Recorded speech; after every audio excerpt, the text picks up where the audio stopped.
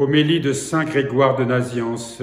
Si le persécuteur et le tentateur de la lumière vint assaillir après le baptême, et certes il le fera, car il a bien assailli le Verbe, mon Dieu, dissimulé sous le voile de la chair, cette lumière cachée par son humanité visible.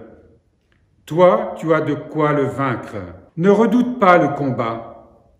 Oppose-lui l'eau du baptême, oppose-lui cet esprit en qui s'éteignent les traits enflammés du mauvais. Si celui-ci te montre la pauvreté, car il n'a pas hésité à la montrer au Christ lui-même, et si, te montrant la faim qui te menace, il te demande que les pierres deviennent du pain, dépiste ses intentions. Enseigne-lui ce qu'il ignore, oppose-lui cette parole de vie qui est le pain envoyé du ciel pour donner la vie au monde. S'il t'attaque par les pièges de la vaine gloire, comme il l'a fait pour lui, en l'élevant sur le pinacle du temple et en lui disant « Jette-toi en bas » pour donner une preuve de sa divinité, ne te laisse pas abaisser par l'élévation de l'esprit, car si cette épreuve le met en échec, il ne s'arrêtera pas pour autant. Il est insatiable, il attaque sur tous les fronts. Il flatte avec une apparence de bénignité, mais il finit par le mal. C'est là sa stratégie. En outre, cet usurpateur est versé dans les Écritures, d'où ce refrain. Il est écrit, dit-il, au sujet du pain, il est écrit au sujet des anges, car il est écrit, dit-il, qu'il a donné pour toi des ordres à ses anges, ils te porteront sur leurs mains. Ô sophiste du mal, comment as-tu supprimé ce qui suit? Car cela, je le comprends parfaitement, même si tu l'as caché, que je marcherai sur la spique et le basilic qui te représentent, je foulerai aux pieds serpents et scorpions, car je serai entouré et protégé par la Trinité. S'il t'attaque par la cupidité, en te montrant, en un moment d'un seul coup d'œil, tous les royaumes comme s'ils lui appartenaient, et exigeant que tu l'adores, méprise-le comme le pauvre qu'il est. Dis-lui encouragé par le sceau du baptême, « Moi aussi je suis une image de Dieu, mais je n'ai pas, comme toi, été précipité de ma gloire céleste à cause de mon orgueil. J'ai revêtu le Christ. Par le baptême, le Christ m'appartient. C'est à toi de m'adorer. À ces paroles, crois-moi, il s'en ira, vaincu et humilié par ceux que le Christ a illuminés, comme il l'a été par le Christ, lumière primordiale. Tels sont les bienfaits qu'apporte le bain du baptême à ceux qui reconnaissent sa force. Voilà le festin qu'il propose à ceux qui souffrent d'une faim méritoire. Ce qui nous est dit à travers cette homélie de saint Grégoire de Nazianze, ce combat que le Christ a vécu pour nous durant ces 40 jours de jeûne dans le désert. Cela indique aussi que lorsque nous entrons nous aussi dans cette traversée, dans ces 40 jours dans lesquels nous nous sommes engagés, nous aurons un combat à mener.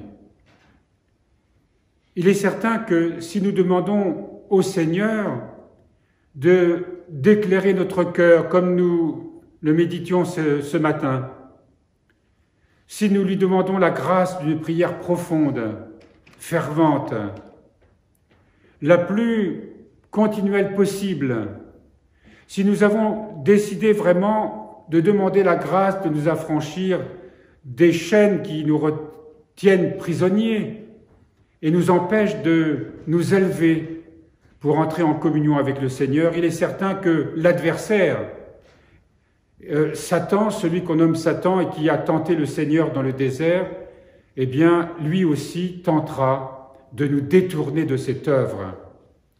Et il nous connaît infiniment mieux que nous le connaissons.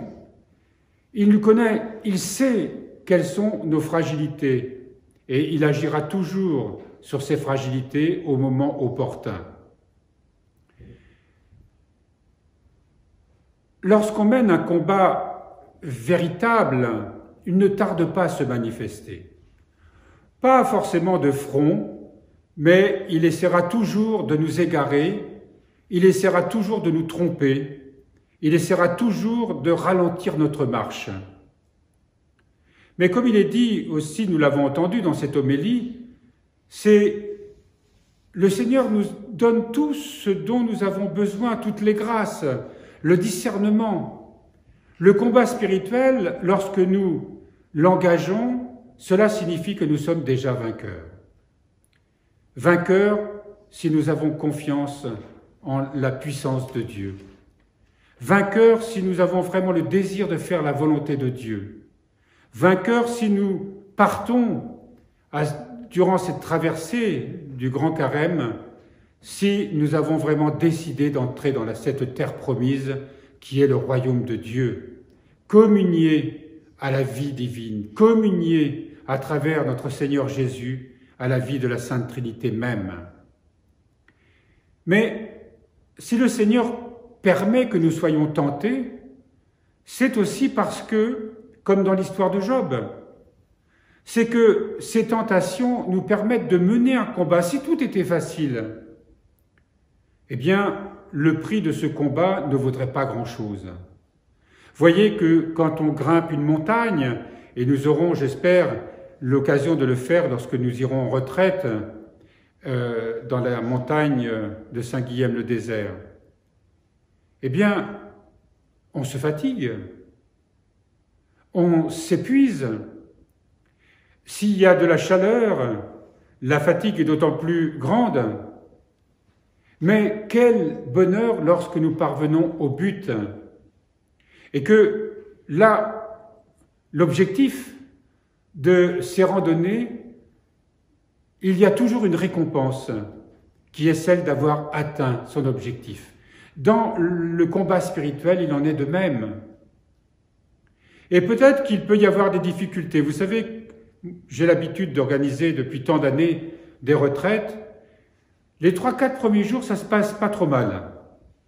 Et puis, il y a toujours, en milieu de retraite, les couacs qui commencent.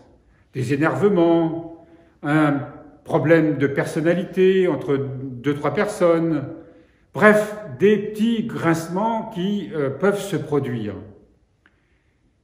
C'est parce que les choses doivent se révéler et il ne faut pas s'en inquiéter. Mais c'est là aussi que le diable y met son grain de sel et que lui, il a toujours tendance à savonner la planche pour que l'on puisse bien dégringoler, amplifier, dramatiser. Mais le Seigneur sait tout cela. Et là où le péché abonde, nous dit saint Paul, la grâce surabonde, toujours. C'est comme si nous faisions une retraite durant ces 40 jours. Une retraite comme celle que nous vivrons bientôt, c'est pas seulement la joie d'être ensemble, pas seulement la joie d'avoir une certaine liberté, c'est vrai, c'est aussi savoir que nous allons rencontrer des difficultés. Mais que ces difficultés-là seront nécessaires pour grandir, seront nécessaires pour qu'il y ait une transformation. Ce n'est pas des souvenirs de vacances que nous rapporterons, mais le souvenir de quelque chose qui a changé en nous. Et ce temps de carême, si nous sommes éprouvés, ne nous inquiétons pas. Nous serons éprouvés peut-être dans le jeûne même. Nous aurons des tentations de céder à quelques gourmandises. Nous aurons des paresses. Et nous aurons des moments difficiles, parfois qui surgiront, et il nous faudra les saisir, non pas comme des entraves, mais comme des aides par la grâce de Dieu. Au fond, le diable, c'est un adversaire redoutable, si on le laisse faire. Mais ça devient une aide avec la grâce de Dieu parce qu'il permet de nous révéler, nos fragilités. Et même s'il parvient à nous faire chuter, eh bien, il ne peut rien contre celui qui se repent et qui retourne par la grâce de ce péché vers le Seigneur avec un désir de métanoïa dans son cœur. Donc, cet adversaire, il faut s'en méfier, il faut discerner, mais en même temps, dans notre foi, nous savons que, par la grâce de Dieu, nous serons vainqueurs de toute façon au final.